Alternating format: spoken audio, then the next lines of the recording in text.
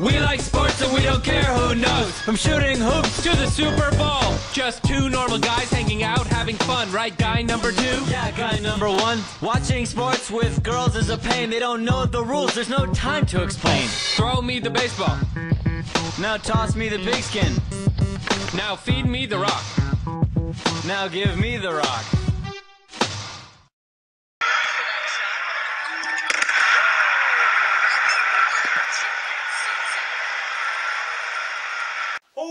She skied for that dunk.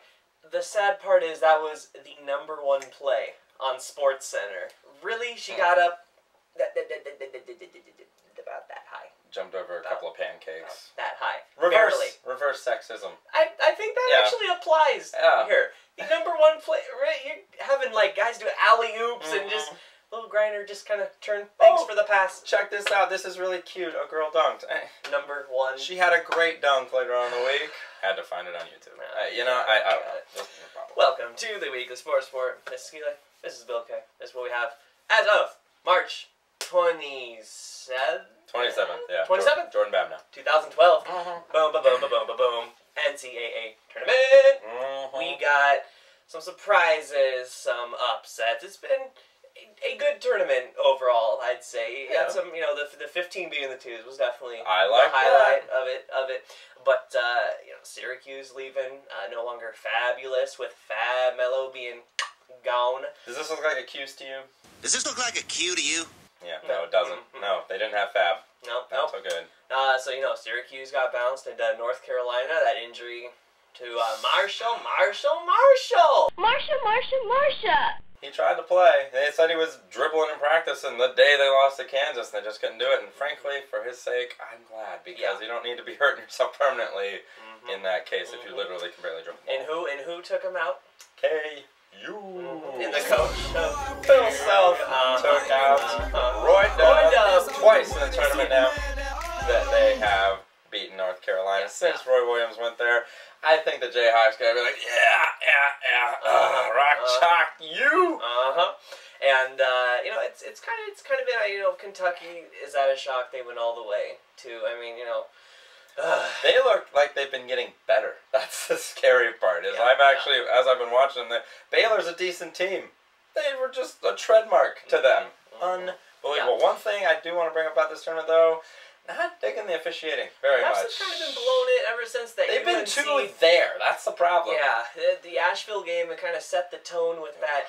I don't know why lane violations, all of a sudden, become the forefront. Like, I feel like the one douchebag ref comes in. What? No, I can talk. Yeah. No, I can talk. And then they just all of a sudden make this like the big deal to call. Like, really, why are we going to be, technicalities? It's like carrying in basketball or holding in football. It probably happens every single time. There are times we're watching free throws and the guys are over the line before he even lets go. Doesn't get called. Yeah. Shaq did that routinely, actually, on the free throw line. He might have crossed the line. He might have crossed the line just by about 7 feet. Is that what Mark Cuban is arguing? And, a good matchup to definitely watch for now is Rick Pitino, Louisville, and Slime, Grime, Time, Calipari. And Wildcats are going to try to be purring. I feel like I need a shower after watching anything he does. He's Slimer. He slimed me. One thing I gotta say also about this tournament, the buzzer beaters. Really. I know why. No Gus Johnson. No the Gus, curse of Gus. The cold-bloodedness is gone. It's really, really sad, and it's taking away the excitement. And maybe to Marshall, who knows? Maybe there is a bounty on his wrist. He got hurt up. The New Orleans Saints, they're finally dealing with them bounty troubles. You got Sean Payton suspended for a year now. No pay. No. So you're gonna be on the unemployment. He's so poor now. Man. But, talking to Bill Parcells, he's kind of like, hey, maybe you can help out, be the little helm of the ship here, help a brother out, and then I can just maybe come back for a year, afterwards. How about that? Tuna? Tuna. if I were the Tuna, this is the kind of situation I would go into. You got the quarterback figured out. You got an offense that's pretty good, though it did lose Robert Meacham. You never know how big that is. And the defense could be in flux, but this is a team that could win the Super Bowl this year. Talk about boosting his credentials for the Hall of Fame. If he doesn't take the job, though, then he's eligible for the Hall of Fame this coming year, not having to wait the 5 years. Gotcha. Again, so I would do it if I were him. I don't know if he'll do it. You know, I think they've lost too many key guys. You have Tracy Porter gone. He was, Denver. you know, their Super Bowl MVP to pick off Manny and pick 6, and now he joins them in Denver. Yeah, I know. Okay. I know. Go figure. How does that work? And, you know, and then you lose Carl Nicks, arguably the best guard in the NFL, going to help out Tampa Bay. So Yeah, a division rival. yeah, they're not exactly going to be able to just hop back on and just, all right, Super Bowl repeat. Although what kind of disturbs me about this is Drew Brees tweeted, "Oh, what? They suspended him for a year? That's coming way too hard on him." Drew, listen, first of all, if Jeremy Shockey was the little whistleblower, quote-unquote, of this whole thing, No snitching. Shockey happens to be on offense.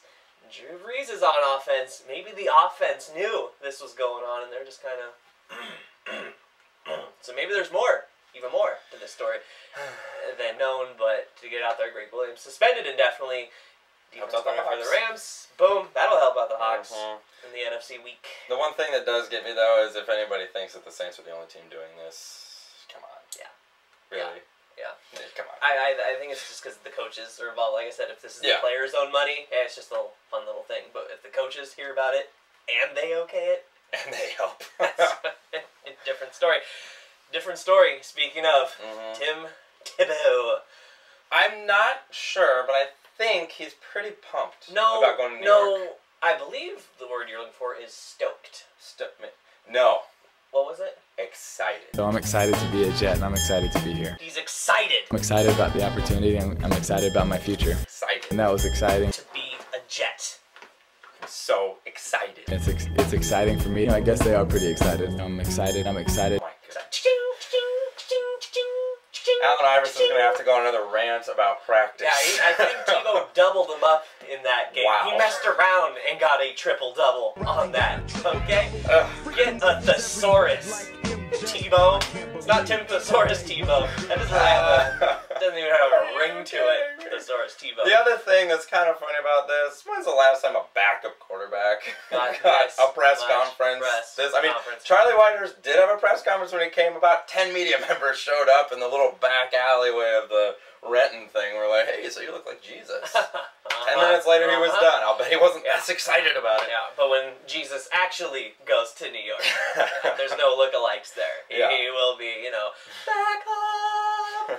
We'll see how that goes, which is going to put some pressure on Sanchez. Because now it's, if he does anything wrong, Tebow can't do any worse. He's going to have to look around. He's going to have to quiet. So he's going to have to play near perfect, okay? And Tebow's going to get in there regardless of whether Sanchez is going back. They're going to put him in a wildcat, put him whatever. So if he does anything good while in the game, oh, see, that's what we get with Tebow in the game. Look at Sanchez, overthrow. And then he's going to have no friends in New York. Well, and the interesting thing is, too, Tony Sperano, who brought the Wildcat back to the NFL with the Dolphins, offensive coordinator of the Jets now. Perfect match, which is why... You know, there was talk of the Jets or the Jaguars being the team Tebow would go to, and there was some talk that he got to pick which team he went to, and he kind of backed it up in the press conference, said he liked the coaches more in New York than what was going on in Jacksonville, his hometown. So I thought it was interesting he picked the Jets, but he's pretty excited to be a Jet. He's excited. It'll be exciting to watch, and I'm just excited to be here. I'm excited about it. And exciting too, the Mariners season kicks off. Woo! If we had a team to be excited about, I think this would be a little bit more exciting. I'm getting up at 3 to watch them. Yeah. I'm going to sleep at 3:30. Yep. Now, first off, opening the season in Japan. You excited about? Does that cool? Is that something you're down with? I feel it can be summed up if we work really hard because we have no fun. Wow. Oh, check out this uptight Asian guy. Look at that. I work really hard because I'm no fun. We can't enjoy what's going to happen because I just know it's come back to America and lose a bunch of games. Yeah, there is that. And plus, they're coming back, and then they're going back to spring training afterward for a few games. What That's what the A's were saying. They're like, we're starting our season, guys. We're not, and it's like you break up the roster to go for a traveling roster, then you come back and you bring back all the, hey, come on, you didn't get to go to Japan, but you get to play in Arizona again. Maybe it's a glorified scouting trip to bring some more Japanese players to the Mariners. Sad. Who knows? We'll break it down more when the actual season begins. I'm sorry, this is still just congratulations to Ichiro getting to play in his hometown. Glad for that. In the Huskies, NIT, they are one game away from breaking our hearts and losing in the championship game, as I called. You're holding on to that. But they How's did Seton Hall doing? The Pirates, they did give bounce. Yes, they did give bounce, so they can't exactly win it all. No. But I can still hold true with that prediction. Huskies lose championship game, which means they need to win the Rock Hard Semi. Oh, baby. That's coming up in Madison Square.